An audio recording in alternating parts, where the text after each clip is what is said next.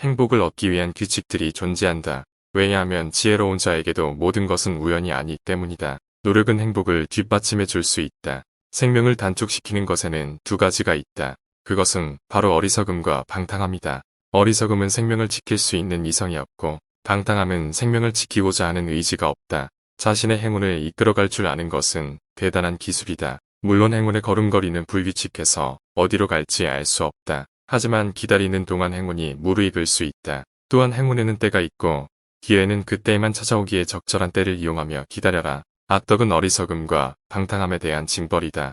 생명을 단축시키는 것에는 두 가지가 있다. 그것은 바로 어리석음과 방탕함이다. 어리석음은 생명을 지킬 수 있는 이성이 없고, 방탕함은 생명을 지키고자 하는 의지가 없다. 살고자 한다면 삶을 내버려 두라. 평화로운 자는 삶을 살기만 하는 것이 아니라 삶을 지배한다. 듣고, 보고, 침묵하라. 다툼이 없는 하루는 평화로운 수면의 밤을 가져온다. 오래 살면서 유쾌하게 산다는 것은 곡절로 사는 것이며, 이는 평화의 결실이다.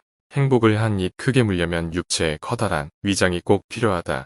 커다란 행운은 그 행복보다 더 큰 것을 감당할 수 있는 사람에게는 당혹스러운 일이 아니다. 모든 것에는 중요하지 않은 면도 있는 법이다. 매사를 다 마음에 담고 있는 것보다 더 부조리한 일은 없다. 우리와 상관없는 일을 심각하게 생각하고 우리에게 중요한 일을 돌보지 않는 것은 지극히 우매한 일이다. 자신들에게 어울리지 않는 영예가 뿜어내는 향기에 어지러워하며 높은 곳에 오르다 떨어질 위험에 처한다.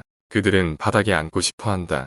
그들에게는 행운을 위한 공간이 없기 때문이다. 쉼없는 인생은 주막에도 들르지 않는 긴 여행만큼 피곤하다. 다양한 지식은 삶을 즐겁게 만든다. 소망할 만한 일을 남겨두어야 한다. 완전한 행복 다음에는 불행이 찾아오기 때문이다. 육체는 숨을 쉬려 하고 정신은 추구하려 한다. 모든 것을 가진 자는 모든 것에 실망해 불만을 느낄 것이다. 더 알아야 할 무언가가 남아 있어야 호기심이 일고 희망이 생기는 것이다. 우리가 좋아하는 것들에 대한 가장 중요한 원칙은 굶주림을 통해 그에 대한 식욕을 상실하지 않고 늘 그 욕구를 자극받은 채로 유지해야 한다는 것이다. 더 이상 아무것도 바랄 것이 없다면 모든 것이 두려워진다. 이 얼마나 불행한 행복인가.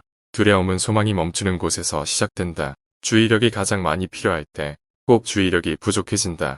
생각하지 않는다는 것은 우리가 발에 걸려 넘어져 일을 망친다는 뜻이기 때문이다. 우리는 우리 자신을 그리고 많은 것들을 알기 위해서 산다.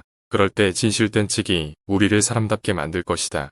많은 사람들이 처음에 휴식을 취하고 노력은 마지막으로 미룬다. 그러나 중요한 일은 처음에 하고 부수적인 일은 여력이 있을 때 하는 것이다. 정신의 기영이 육체의 기영보다 더 추하다. 아름다움을 지닌 고귀한 정신과 모순되기 때문이다. 우리에겐 기쁨보다 살아야 할 날이 더 많다. 그러니 즐길 때는 천천히, 일할 때는 빨리 하라.